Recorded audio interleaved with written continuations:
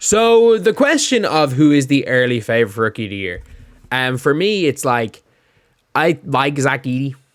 I like Zach Edey. You can see obviously who my prediction is going to be by looking at the screen.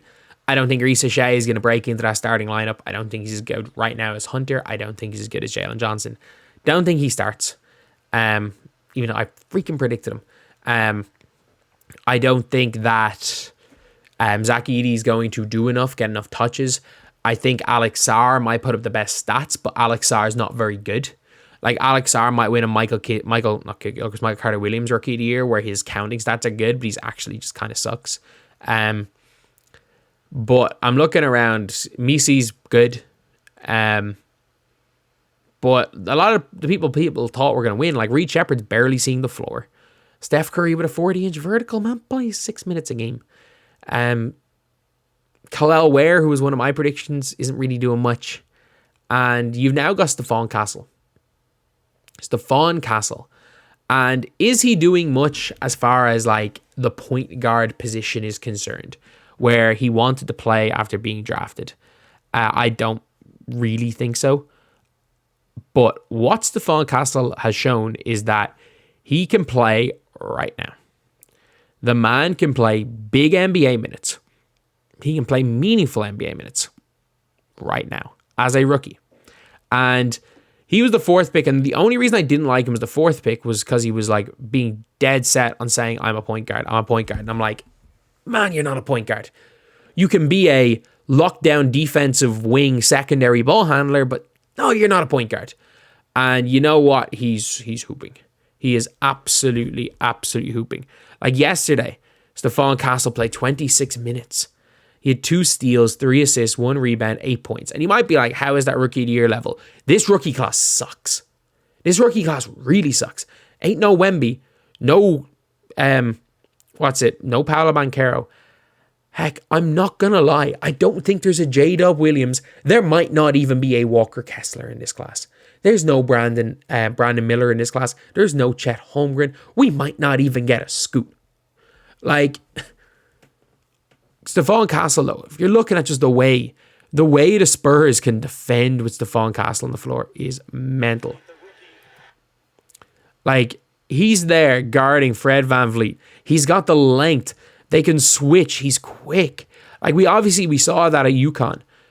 But he is already a high-level NBA defender. Do you want to know how good Stephon Castle is on defense? The way that the media were trying to convince us that Bronny James is going to come into the NBA and be this elite defender immediately, and that like he was already an NBA defender coming out of high school. That's what Stephon Castle actually is. The man obviously went to and won. He went to UConn and won. UConn won again. Like, it seemed like as soon as UConn lost the Midas touch for winning in the women's, they just started winning almost every year in the men's. And the reality is there's no one else playing enough. Like, if you want to go down through the picks, like Tejan Salone, not really playing. Who was the 7th pick? Dalton Connect. Dalton Connect, he's not going to win Rookie of the Year, but Dalton Connect's going to get some good burn at 17. Terrence Shannon's getting a little bit of burn, but it's like, this is just such a weak rookie class. And Stephon Castle's going to start sooner rather than later. Like, I'm looking at the Spurs lineup right now, and just for development reasons, you might start him over Harrison Barnes. You might start him over Champagny. But like Sohan, Wemby, and CP3 are the guaranteed starters. And I would start. Stephon Castle is going to be a starter sooner rather than later.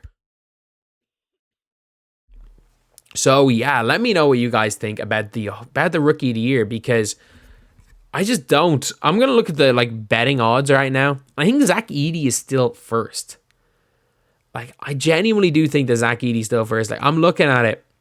Obviously, I'm looking at it on my phone because I can't bring it up. Well, not that I can. I'm just not bringing it up on screen. Like, Zach Edey is still first, but like Stephon Castle has now moved from like 5th highest to the 2nd favorite. Dalton Connect and Reece Shea are tied. Alex Sarr is 9-1.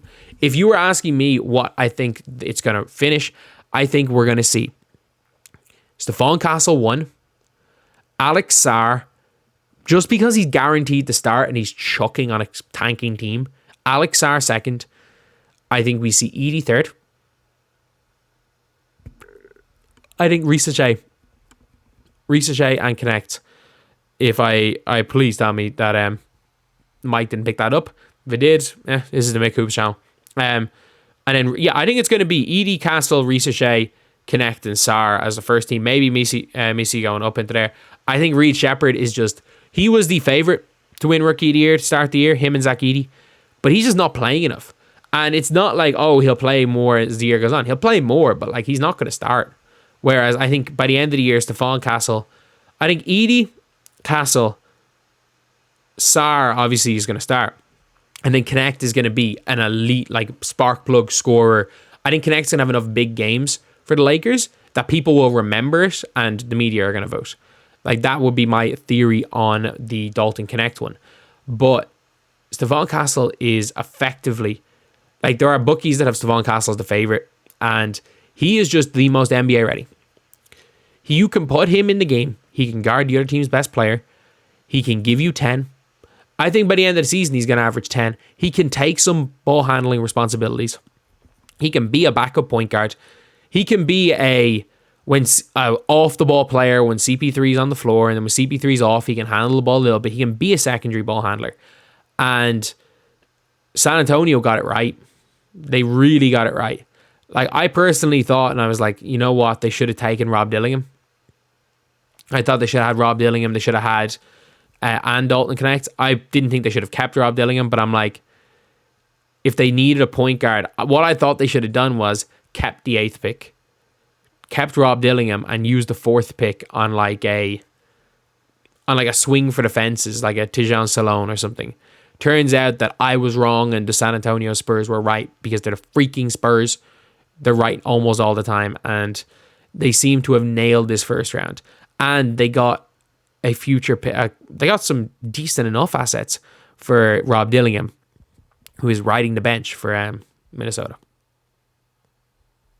Like, first game of the season, Lakers versus the Timberwolves. Bronny James plays and Rob Dillingham doesn't. Like, I mean, if I was Rob Dillingham, I wouldn't be too happy about that. But either way, that is pretty much it. Let me know what you guys think. Leave your all rookie teams in the comments section below. And if you guys are new to the channel, subscribe. We are trying to hit 1,650 by the end of the day. If we could do that, that would be absolutely ridiculous. Probably not, but hey, you never know. We might just hit that. So yeah, that is pretty much it. Video number 2 of 3 for today. And trust me, once I get kind of back into the swing of things and I'm not sick, though, you'll see 5, 6, 7 videos coming out on this channel every day. See you lads.